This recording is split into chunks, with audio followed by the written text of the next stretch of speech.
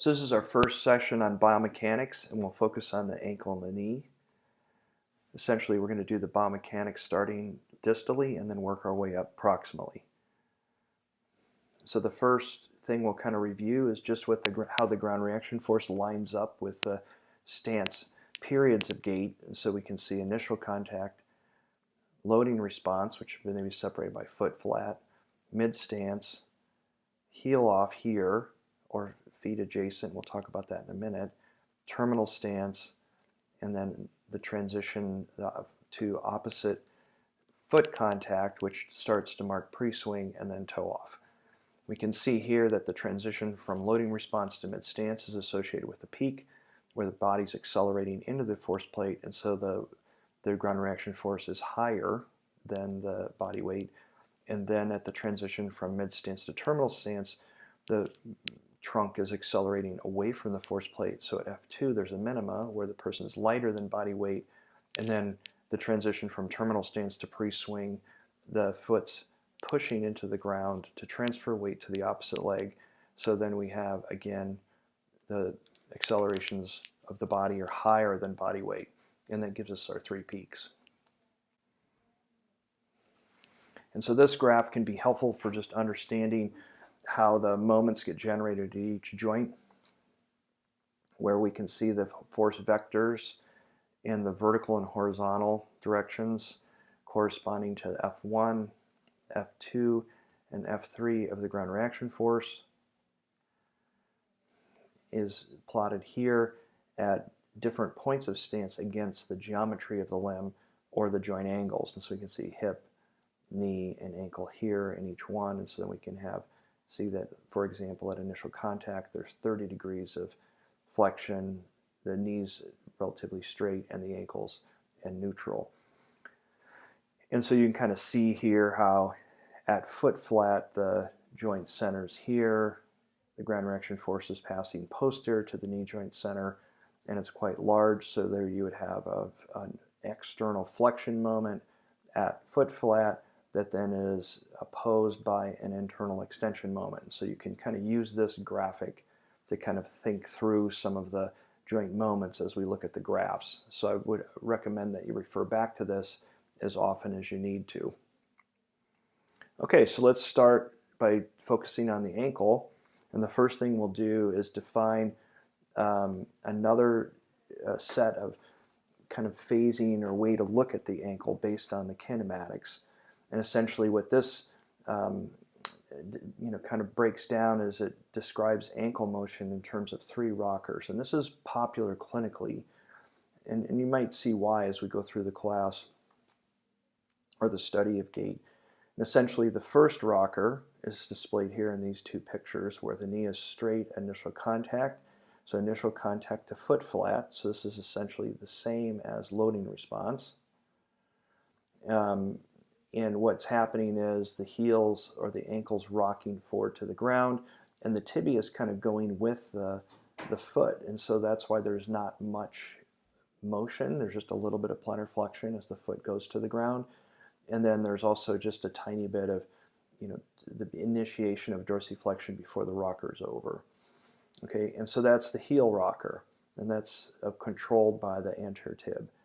And then essentially the second phase is the ankle rocker, which really is mid-stance. And that's the progression of the tibia over the fixed foot, and that's called the ankle rocker. And essentially that rocker ends at heel off. And then the forefoot rocker is really the mid-stance and pre-swing.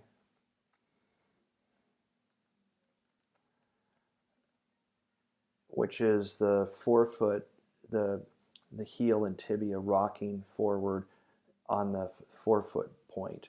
And so that's why it's called the forefoot rocker. So across stance, people will describe kinematically the association of the tibia and the foot, or the ankle motion, as three rockers. Heel rocker, and that associates with loading response. The ankle rocker, which is the fixed foot and the tibia moving over the fixed foot. And then finally, the forefoot rocker, which is after the heel comes up, the rocking forward of of the foot and the tibia on the forefoot.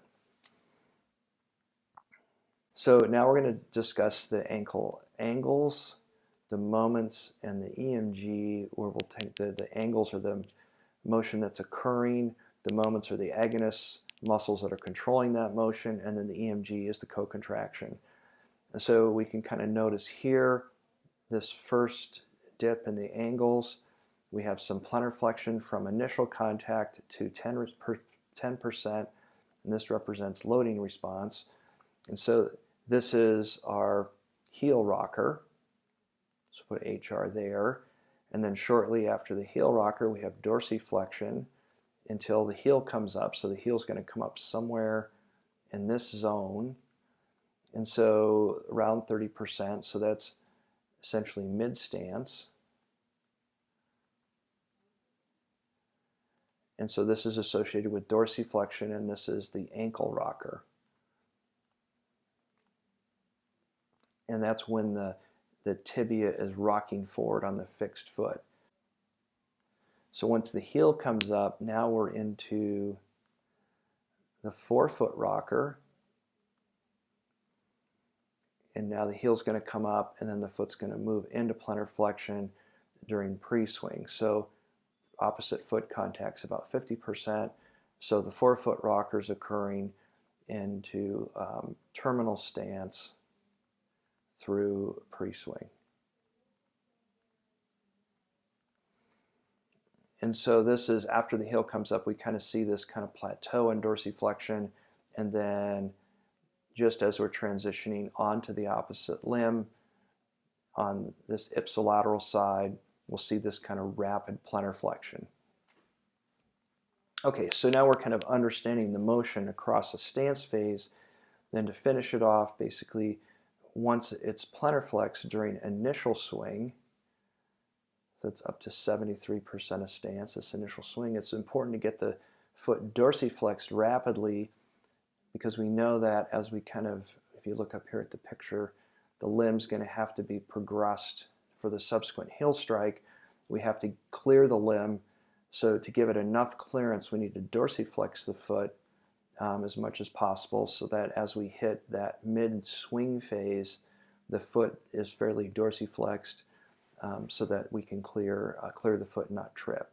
So then we get back to neutral essentially by the time that the tibia is vertical. So right at that point where we're transitioning from mid-swing to terminal swing. And so that's going to be right here in about 82%. Okay, and so that's kind of our end of swing phase, and then essentially we're set up for the subsequent heel strike kinematically.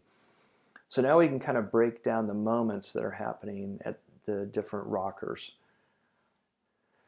So we can start with the heel rocker. So we know that that's kind of here from 0 to 10%.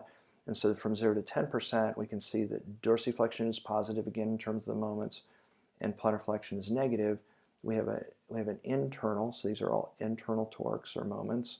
So I have an internal dorsiflexor moment, and so this would suggest the anterior tibialis or dorsiflexors are on. And we can kind of see here from 0 to 10%, we have a pretty high EMG signal that matches this moment with really low kind of plantar flexors. So we basically have, an unopposed or agonist contraction of the anterior tib with no co-contraction really. So we can kind of see this rapid rise in the plantar flexion moment as the tibia moves here into dorsiflexion. So what's happening though is that the foot's fixed to the ground. So this progression of the tibia is being controlled by the plantar flexors. So this is like an eccentric or isometric contraction.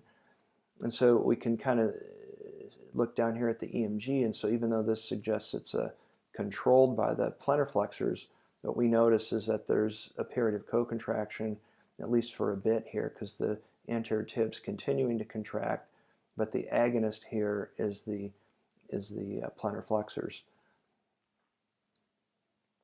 Okay, so as we transition from the ankle rocker to the forefoot rocker, we can see that as the heel comes up here off the ground, there's just a little bit more dorsiflexion, and essentially the plantar flexion moment's increasing until we hit a peak plantar flexion moment at the same point that we start to get some kind of rapid increase in plantar flexion angle.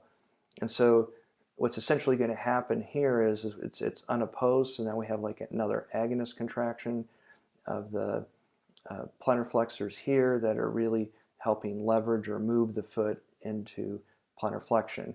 And when we look at the powers, we'll get some insight onto how this rapid increase in plantar flexion angle is connected to this high plantar flexion torque. So here, let's take a look at the powers now.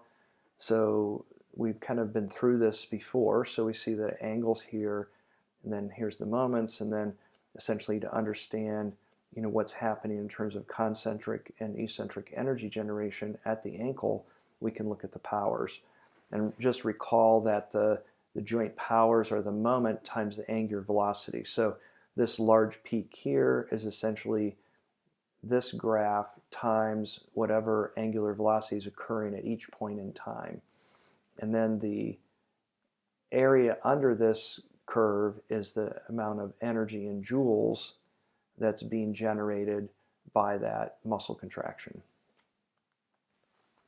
So you can see the units here for instantaneous curve are watts per kilogram, and then the area gives us joules. And then here we review this again. So essentially we've identified these different bursts. So this would be at the A1 burst, the A2 burst, and then the A3 burst, where the A1 burst is the eccentric control of the ankle dorsiflexors, the A2 burst is the eccentric control of the plantar flexors, and then the A3, which this should be A3, not A2, is the concentric plantar flexion contraction just before opposite initial contact. So in this graphic here, we can kind of see a picture of the ground reaction force and a close-up of the geometry of the limb. So we have the ankle rocker represented here with the ground reaction force acting on the heel, so it's tending to externally plantar flex the foot, and then the ankle plantar flexors or ankle dorsiflexors control that. And then essentially after loading response, the foot's flat, and then we have this co-contraction between the anterior tib and other dorsiflexors and the plantar flexors, which kind of control the progression of the limb at mid-stance.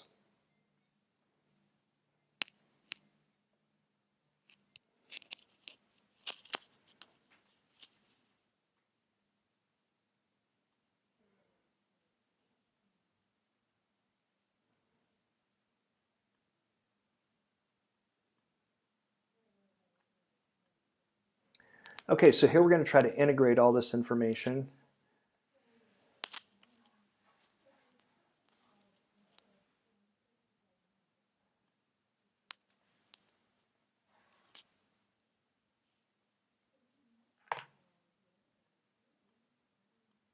So here we'll integrate all of this based on the rockers. So what this is telling us is during the heel rocker, the ground reaction force is posterior to the ankle joint center, which is here. So the external moment is toward plantar flexion. And so then we can see here that the ankle dorsiflexors are acting to oppose that internally and control the descent of the foot to the ground and the progression of the tibia. And then as we transition here into mid-stance, we can see that the tibia is now progressing over a fixed foot. And so this kind of slow dorsiflexion that's happening is controlled with an eccentric or isometric contraction of the plantar flexors. And so it's typically described as eccentric, but we can see by the powers that the power generated is very low.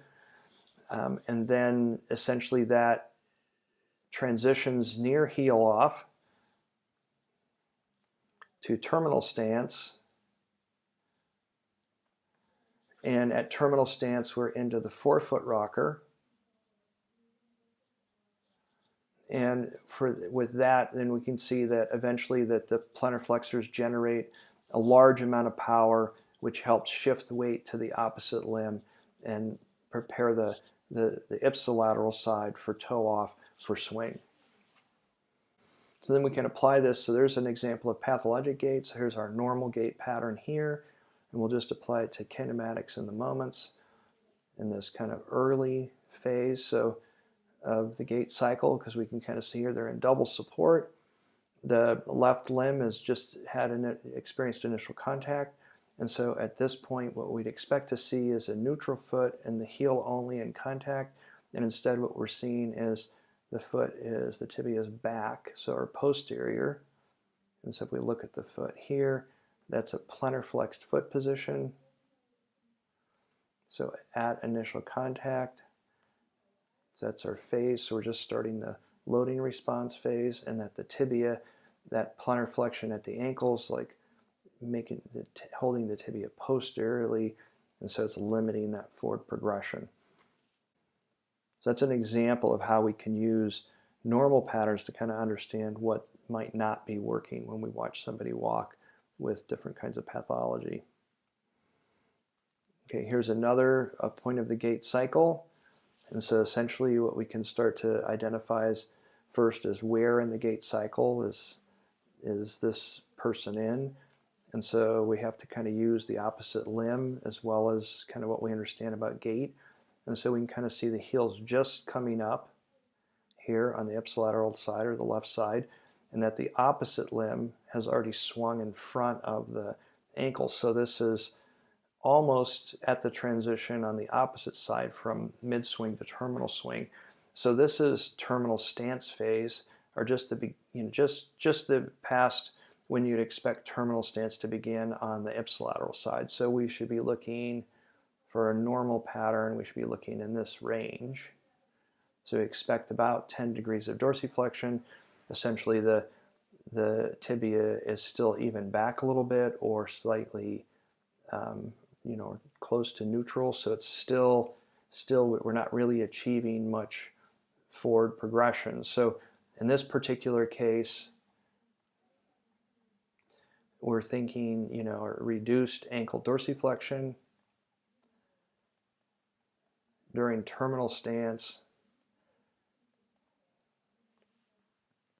And so what we can kind of, we can also say that the ankle rocker is absent.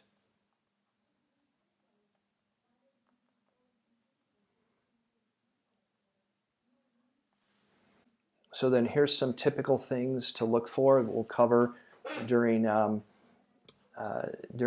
pathologic gait. The first thing is what we saw in the example video of a pathologic case, plantar flexion at initial contact instead of foot at neutral. We saw restrained tibial advancement or tibial progression during the ankle rocker. You could also have excessive tibial advancement. You can have decreased plantar flexion at push-off. So this phase of the gait cycle here could be decreased. We've kind of seen that in some graphs earlier, so you could have it look kind of like this. And so in that particular case, they would have also a decreased ankle joint power. Concentric power at the A3 or the third burst. And then finally we can see this kinematic here where you have to go from plantar flexion to dorsiflexion to clear the limb. And if you don't have that dorsiflexion to clear the limb, it could be associated with tripping. We're going to key in on two different periods of the gait cycle and relate this to trunk velocity. So we want to talk about how the ankle contributes to trunk velocity at two different points. So the first is considered a key point of gait. Essentially, this occurs after foot flat. The tibia must be stable for the femur to rotate forward, and i.e. knee extension and hip extension. So this first point of stance focuses on that. And so essentially this is the 15% of the gait cycle. So that's just after loading response is over. So this is definitely in the mid-stance phase, and then this graphic right here is the transition from mid-stance to terminal stance. And so here we have, and so terminal stance is over here, and then essentially we have about halfway through terminal stance. So let's focus on this part right here. So essentially what we can see is the foot's off the floor, the hip is still extended, and the knee is still flexed. So this is this trunk velocity. We need an element of this that's anterior, and there's an element that's forward. And so the femur is going to rotate to a vertical position by 30% of stance, so that essentially we have this, maintain this trunk velocity while the tibia is relatively stable. So look how much the femur is moving with very little movement of the tibia. So the stability that's provided by the gastroc-soleus muscles at this point of stance is critical for the femur to be able to rotate forward to get past this mid-stance transition to terminal stance. And so that motion of the femur is essentially what moves the trunk forward and slightly upward. And it's that upward acceleration that causes the F2 ground reaction force to be lower than body weight. Okay, so the second key has to do with 45% of stance, or as we kind of get into this zone over here. And so what we could see is that at push-off, the knee must be straight for the ankle plantar flexion to push the pelvis up and forward. So what we can see here is the contribution of the gastroc and soleus to the trunk velocity, and that's these arrows here. So notice that as we go from 30% to 45%, that the gastroc and soleus arrows are making major contributions to the trunk in terms of an upward and forward direction. And here, as we get to 45%, we notice that the gastroc vector has translated, so it's a little bit anterior, the soleus is still anterior, so they're supporting the trunk and then also giving it some anterior velocity. And look at the soleus vector. Look at the anterior force on the trunk. So that's pretty significant, right? So we want to understand how the plantar flexors can be so important to the velocity of the trunk, and these arrows kind of help us out. So we can see here, first of all, is that as we kind of enter the terminal stance phase, the ankle still isn't very plantar flexed, and it starts to kind of really tip the scales into plantar flexion somewhere around 45% of stance. So the heel's clearly off the ground, okay, and we're starting to get into some rapid plantar flexion just at this point. But notice when the ankle's plantar flexing, that the knee is relatively extended and that the trunk is firmly in front of the foot. And so at this point, so if we lengthen the leg by plantar flexing the ankle, the forces that are generated, the ground reaction forces that are generated through the plantar flexion torque, is then transferred up through the femur and to the trunk to kind of anteriorly and vertically translate the trunk.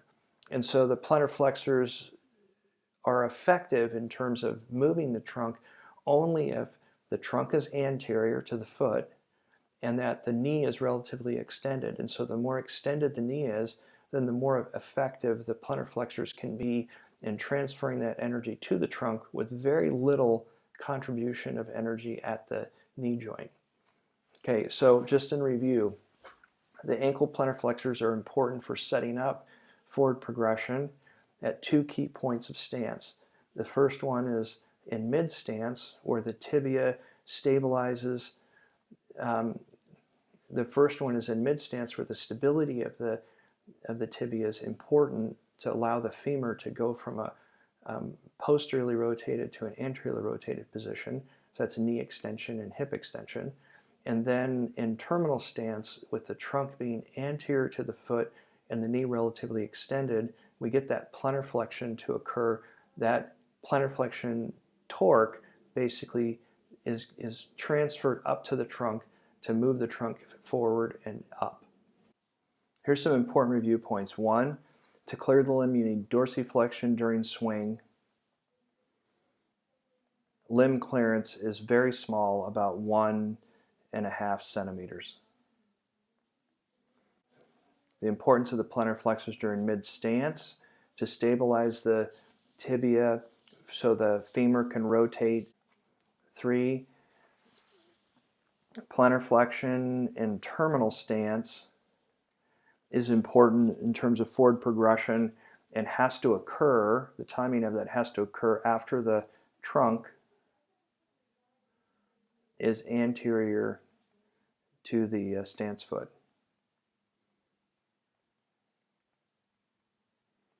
Okay, that's all for now.